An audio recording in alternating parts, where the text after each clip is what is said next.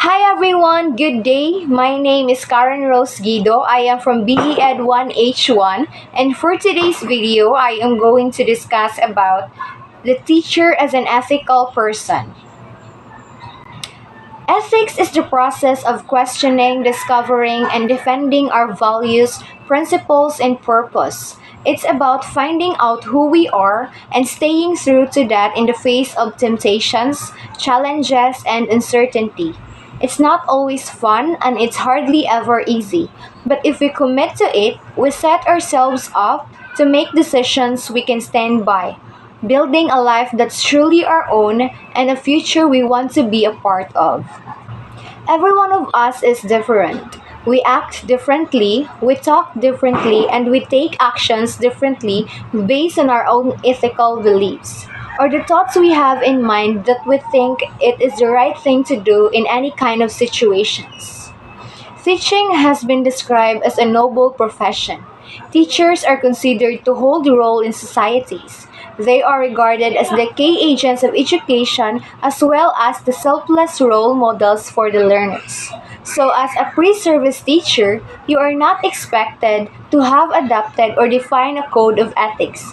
However, you have the ethical beliefs that characterize the person you are.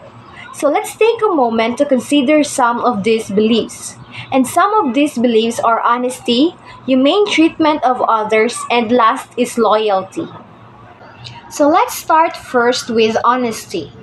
Situations such as turning in projects copied from someone else as your own or paying someone to write or make a project that you are going to submit as yours.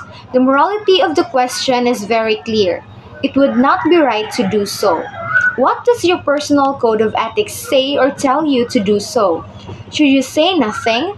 Your personal code of ethics will direct your action or non action that you take. Speaking the truth and acting truthfully can help students communicate ideas sincerely and respectfully, set and recognize boundaries, and build strong relationships. By maintaining openness and honesty and applying learned social emotional skills, students and educators will be able to navigate this current situation of distance learning and stay at home rules in a positive and healthy manner. Although being open to new ideas and speaking honesty can be uncomfortable or difficult, engaging in open and honest conversation is more rewarding and socially fulfilling than one might think. Honesty connects people deeply. Even when sharing potentially negative information or feedback, it allows space for more openness and a better understanding of what someone is feeling. As children and adults address the recent unprecedented changes in their daily lives, fostering openness and honesty is of critical importance in learning and in relationships.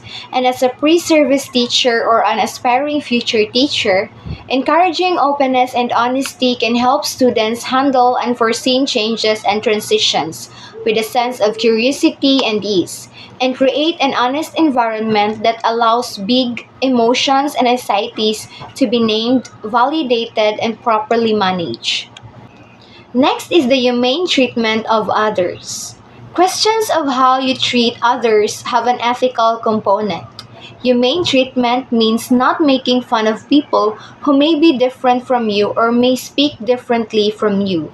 And though you may like some people more than others, you do not allow your preferences to be translated into favoritism on one hand and discrimination on the other. Students are a diverse mix of personalities and learning abilities. With a mixed group, there is bound to be some conflict at one time or another. Students can become jealous of each other, and a teacher can even be accused of showing favoritism to certain students. That's why educators and aspiring future teachers, it is imperative that we don't play favoritism with our students. That's why, as educator and as an aspiring future teacher, it is imperative that we don't play favoritism with our students. Although you may not intend to single one child out as a favorite, it can still happen. However, Fair treatment means you treat all your students in a non-discriminatory manner regardless of their race, color, national origin, sex, or disabilities. Conversely, equal treatment of students means you give everyone in your class the same opportunity to learn. The two concepts, fair and equal, are different but not separated. Thus, you may not only treat your students in an unbiased manner regardless of their personal conditions, but also you must give them all the same opportunities to learn. And most importantly, teaching children about equality and diversity at young age helps develop important and beneficial attitudes towards others.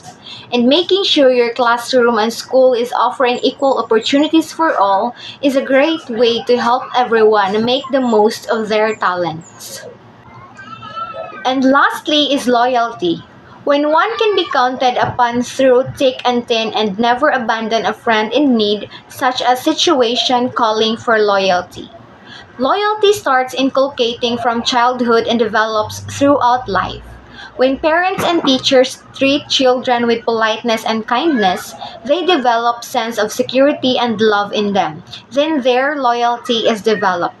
Therefore, as a pre-service teacher, they should behave mindfully and speak politely to be a good role model to the students so that the students will learn more from them of what is loyalty. Being truthful to ourselves and others makes us unique and identifiable. People don't believe the liars and everybody likes truthfulness. Respect is also another characteristic of a loyal person.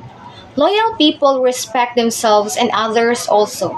And in all areas of life, we need strong relationships. And to form that strong relationships, we need respect and truthfulness. In other words, we need to be loyal to ourselves and to others. It is a requirement for every relationship, and it is one of the most important values everyone should possess in a personal as well as professional in life. Next, let's proceed on being an ethical teacher. An ethical teacher is one who understands what rules to accomplish for people and how to apply these rules in situations that comes with their own unique circumstances. Being an ethical person is sometimes defined as doing the right thing. Ethical people think before acting. They are loyal to the company, they treat others well and consistently model high standards of professionalism. Joyce Garrett 2006 prefers to conceptualize being an ethical teacher in terms of four characteristics. The first one is teachers of honor care about humanity. Teachers of honor live by the credo, who dares teach must never cease to learn. Teachers of honor give back to their professional and civic communities. And last is teachers of honor work hard. So first is teachers of honor care about humanity. They are good listeners and communicators who embrace the needs of others before their own. They're responsible for ensuring an adequate learning environment, which is crucial to students' success. A good teacher guides their students through knowledge acquisition and prevents problems from arising by offering guidance on human development as well. They not only bring out the best from the students, but teach them valuable life skills like communication, compassion, organization, and presentation. Teachers are the ones who motivate the students to do better in every domain and help them achieve life goals. Next is teachers of honor live by the credo, who dares to teach must never cease to learn. They continuously engage themselves in the scholarships of their discipline and bring their own sense of curiosity inside the classroom, thus establishing safe environments for students' curiosity. A teacher is a person who will have to fill many roles. They are people with educational leadership skills and they must continue to grow and develop as professionals. Continuous learning opens your mind and changes your attitudes by building on what you already know. And a teacher is responsible for students' curiosity, and it would be a great help if teachers are helping and assessing students to understand more deeply about something that they are curious about. Next is teachers of honor give back to their professional and civic communities. They mentor, take leadership roles, continue their professional development, and take the spirit of giving into their classrooms and community-based projects. Good teachers become a great teachers by going beyond the call of duty and beyond textbook. To do this, he or she must continue their education, like conferences, workshops, and continuing education that could give the teacher that extra help in technology for their students. When educator discovers new teaching strategies through professional development, they are able to go back to the classroom and make changes to their lecture style and curricula to better suit the needs of their students. And lastly, teachers of honor work hard.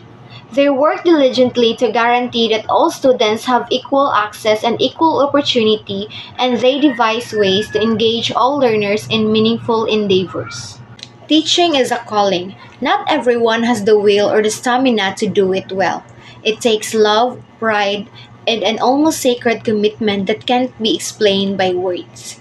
And for those educators, their job has never been easy. That's why they are working very hard just to create a community so that all students will get along and celebrate one another's differences and fostering a safe learning environment. Teachers are working hard and putting a lot of effort to maintain healthy physical classrooms to show students that they need to count on one another, to keep students accountable for their own learning environment as well. And when students enjoy each other's company, they are more likely to be accepting and feel safe in the environment. So that's it. That's the end of my presentation. I hope you learned something from me today. Goodbye, everyone. Good day and God bless.